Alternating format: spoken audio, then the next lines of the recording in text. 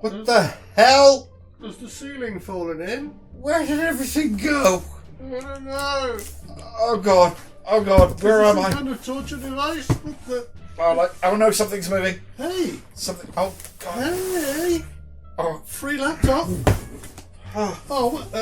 Free laptop. free TV? Holy crap. Hold on. Free TV in time for Euro 2020.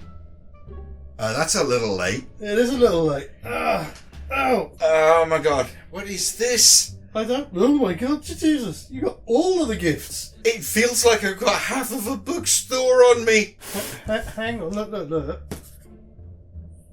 Was that every? Every.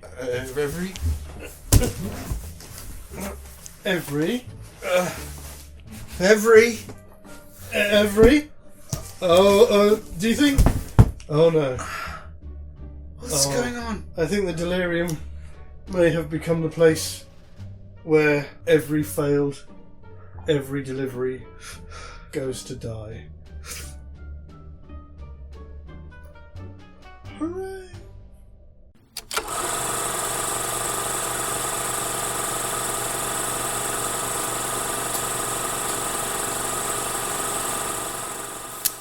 Maybe movies. Good, welcome, ladies and gentlemen, and we are back. Oh, hello, folks. Thank you for joining us for this, a brand new season for the second half of 2024 of Maybe Movies. My name is Max. My name is Sam. Yes, this is our fourth birthday. Fourth season. It is our fourth season, yes. Good lord. Yeah. It is our fourth season.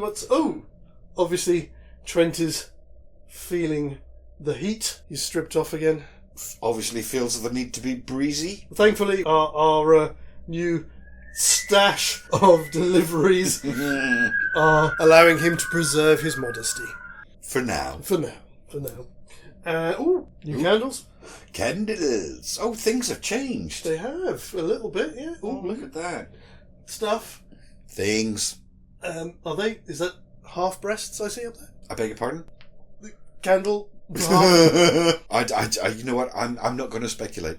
I don't know, but I'm sure the people who supplied it will be having a bit of a chuckle. There's one we haven't done yet. What's that? Jaws. Oh. Yeah, but what do you pair that with? And not Sharknado. Too many of them. We're gonna need a bigger chopper. Well, it's interesting because no, but it wouldn't work. But I know it was one of the inspirations for it. If you haven't seen Nope. Oh, right. No, I haven't seen Nope. I haven't seen any Jordan Peele stuff. It's worth it. I think it's a much maturer film than Get Out. Get Out is good, but there's a lot more going on beneath the surface, I think, in Nope. It shows a maturity in him as a film director. It's definitely worth checking out, and I know part of the inspiration for it was Jaws. Oh!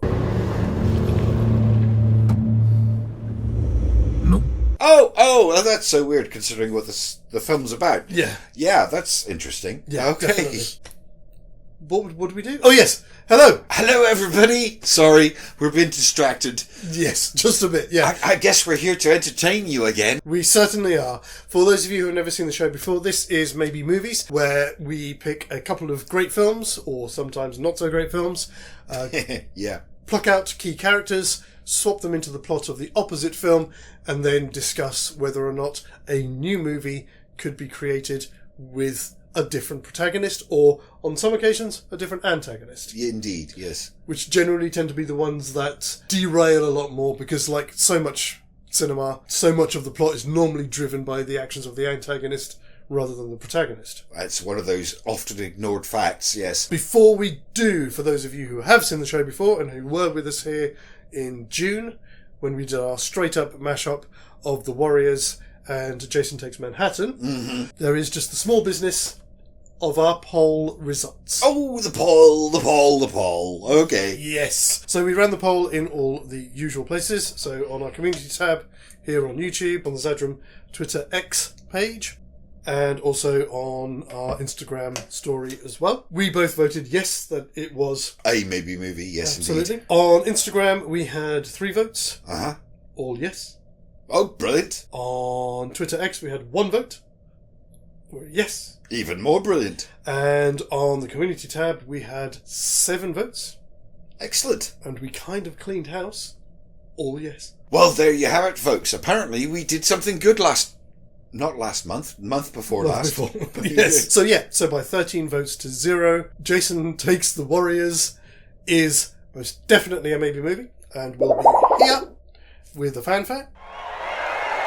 So please do go back and check that one out, because didn't get as many views as I think we'd hoped on that one, or one that was a pretty good one to do. No, I thought it would get a bit more attention. Yeah, which is a shame, but there we go. That's how it goes. That's as Hawkeye was often wont to say in the comics, you pay your money and you take your chances. Indeed, you do.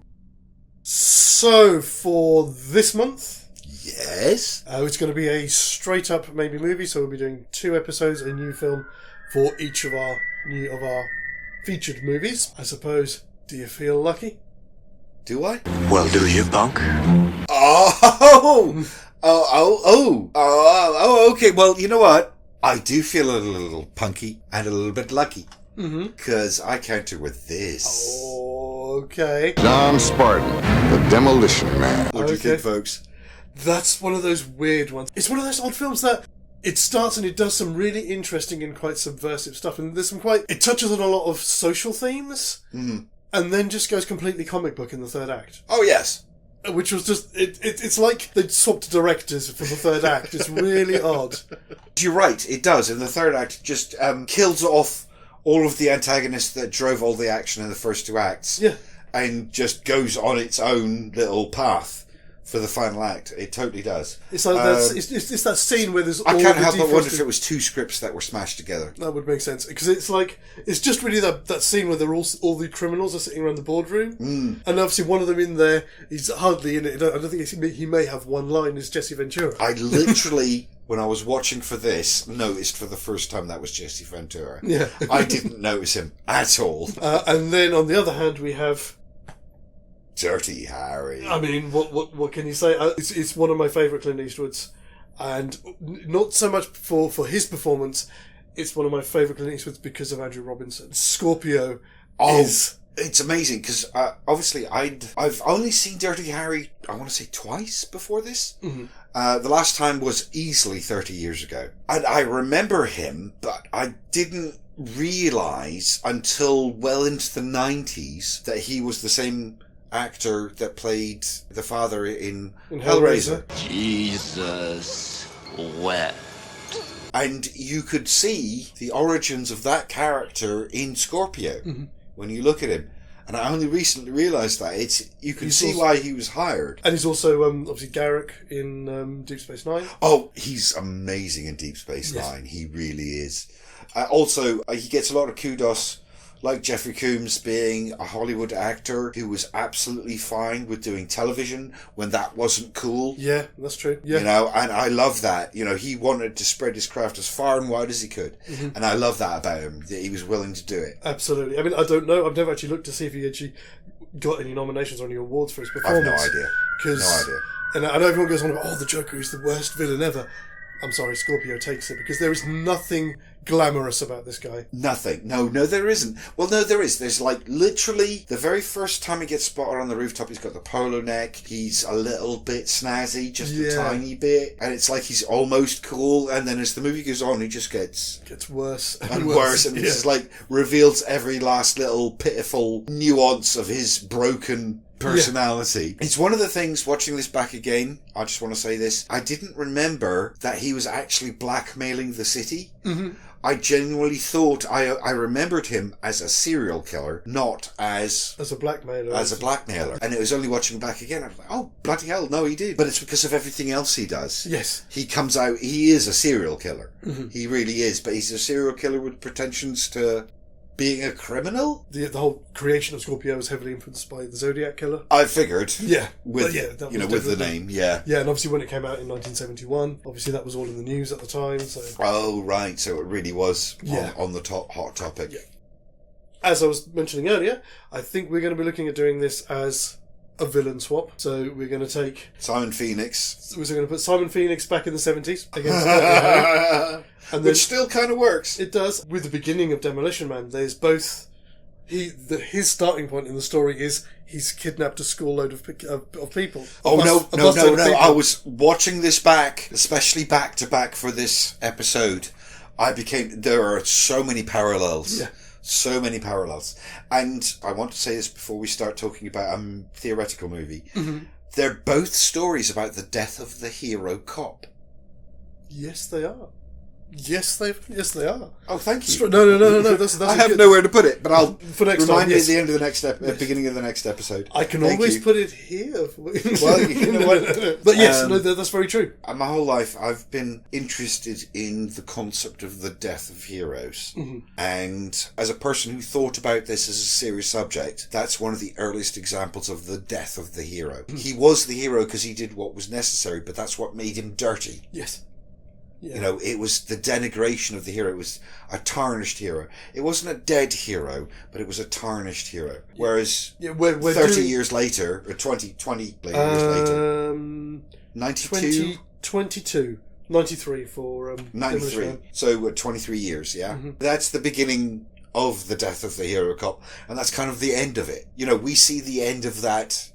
conclusion of that at the beginning of the movie. Like they said in the damn movie, you heard them! And then the world that he wakes up into is a world devoid of heroes. Absolutely. Yeah, no, that's very true. So there, even as you say, there's a perfect analogy there, yeah. Where you go from, as you say, doing the right thing is perceived as being inconvenient. Inconvenient, or even... the wrong thing. Yes. Like the bit with the DA and it's like, we can't admit any of your evidence. And seriously, if you know anything about American law, that's bullshit. But they were telling a story and it's that they had a point to make and it was relevant. Yeah.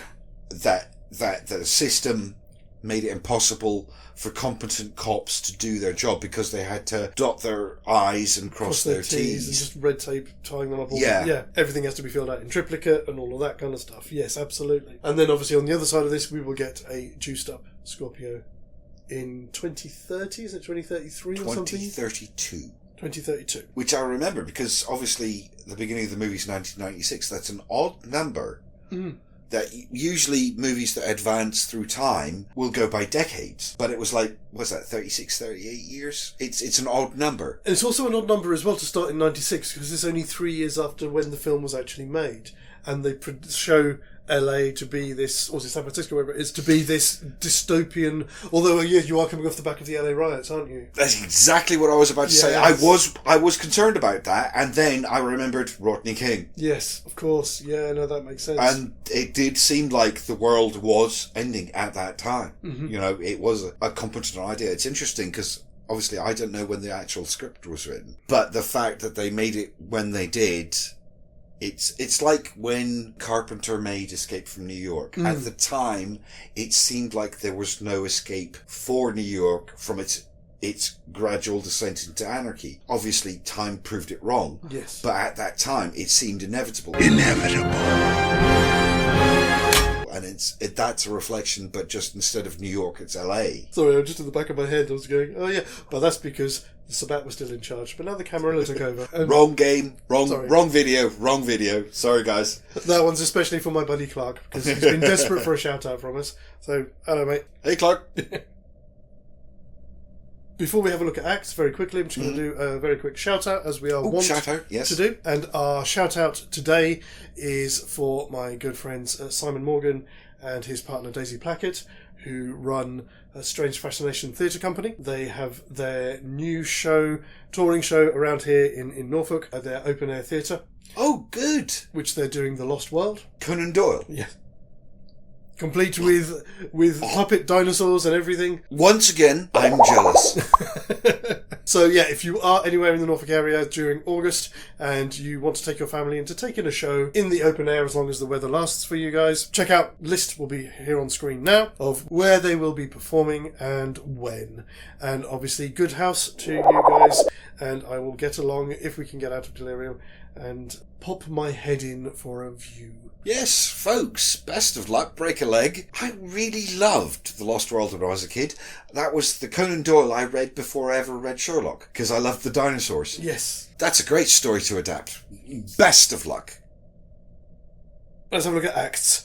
So, let's have a look. So, with Dirty Harry... Mm-hmm. I'm a little uncertain as to where the first act ends. I've got a couple of options, but nothing really exciting. I had about 3 different ones for Dirty Harry. I think it was... See, Jesus Saves, is that where? The stakeout on top of the building? Stakeout on top. That's pretty... Wait. That's 35 minutes in.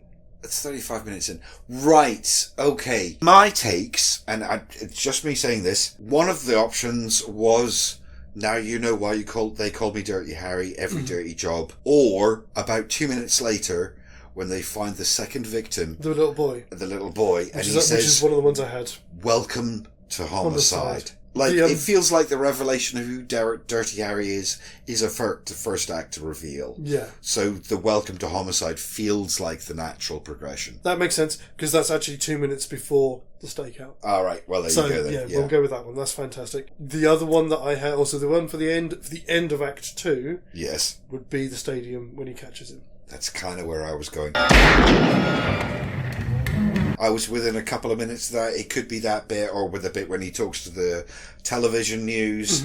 But it's in there. It's in that narrow sliver of time. How do you feel about Demolition Man? I had Act 1 ending defrosted. Right. When they bring him out, which is about 35 minutes in. Oh, right.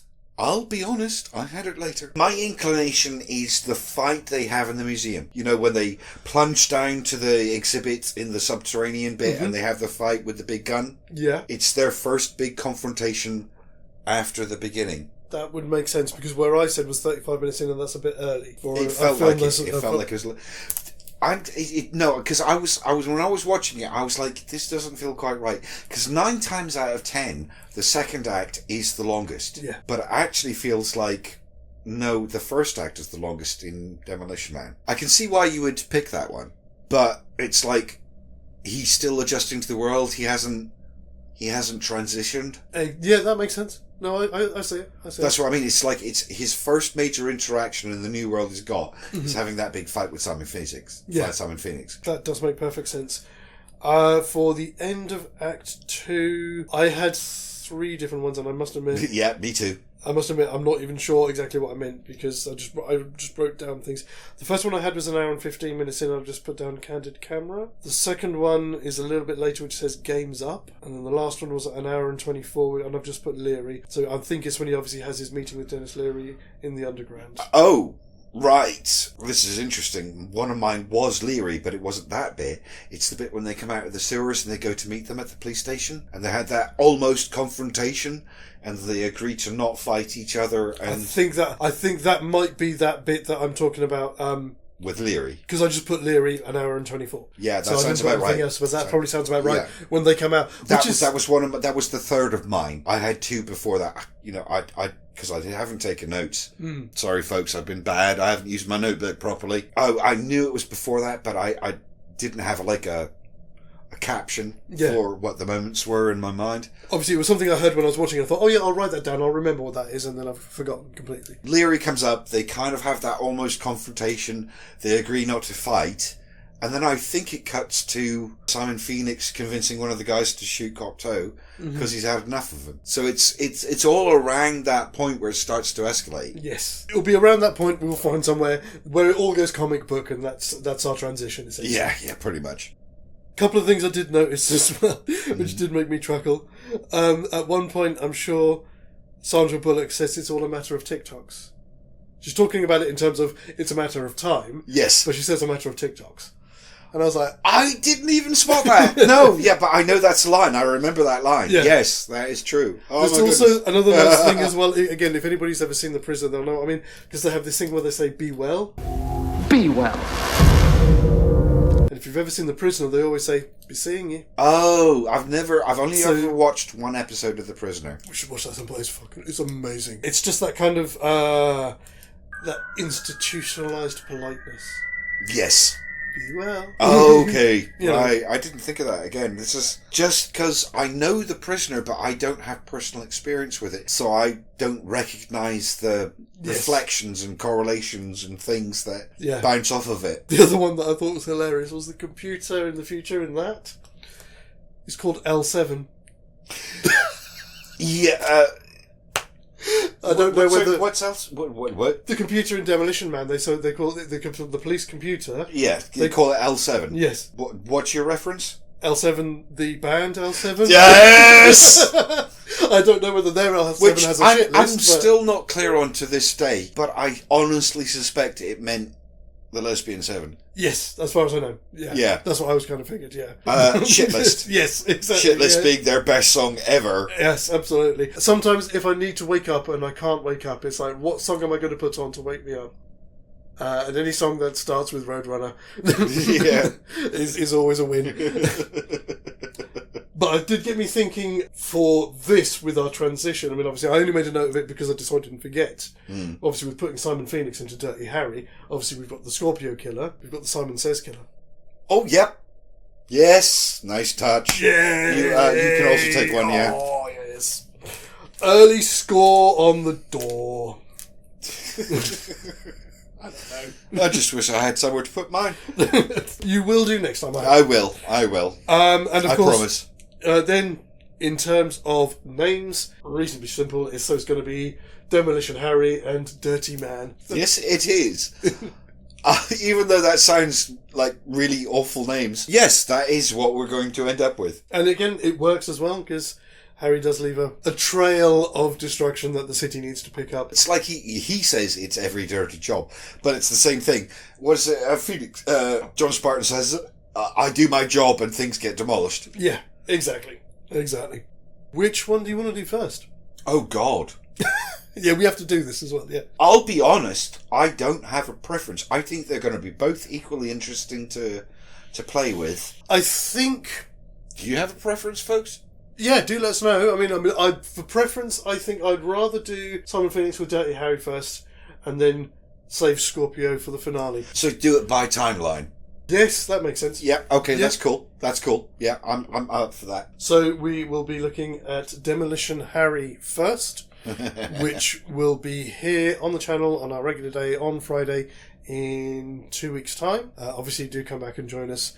Before then, we will have something out next week. And of course, if you do want to support the channel, then do check out our Patreon, where we have a number of things. We have our monthly business vlog that I do, as well as outtakes and extras from past episodes of all of our shows, which go out once a week on a Tuesday for Tribe Tuesdays. There you go, folks. There's a lot more to explore if you want to take a look. And obviously, until the next time, enjoy the good weather if you have it.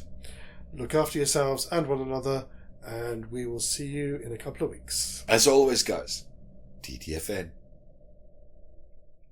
So, what are we going to do with all these boxes? Oh God, I have no idea.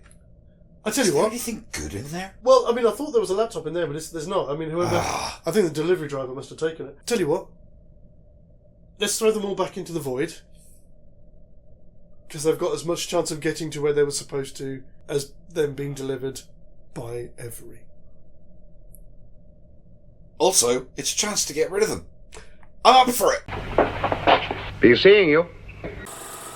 Ba ba ba ba ba ba ba ba ba ba ba ba ba ba.